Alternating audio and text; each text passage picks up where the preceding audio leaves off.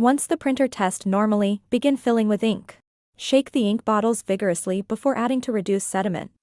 Add ink to the corresponding ink bottles. Slightly move the ink cartridges forth and back to pull them out in sequence. Use the syringe provided with the machine to draw 3 to 5 milliliters of ink from each cartridge.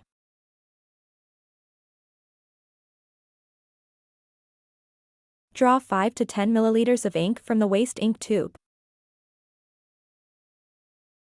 Send a cleaning command on the PrintExp control software. After completion, click Check. Print a test page to check the printhead nozzle status. If all lines are complete and clear, the printhead status is perfect. Click Print on the Procolored software. It will send the RLP finished job to the PrintExp control software, and then the printer will start printing.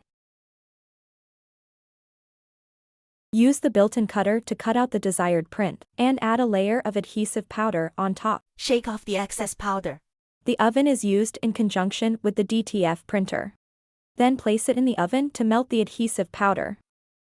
Note that there's a 22110 voltage switch at the back of the oven.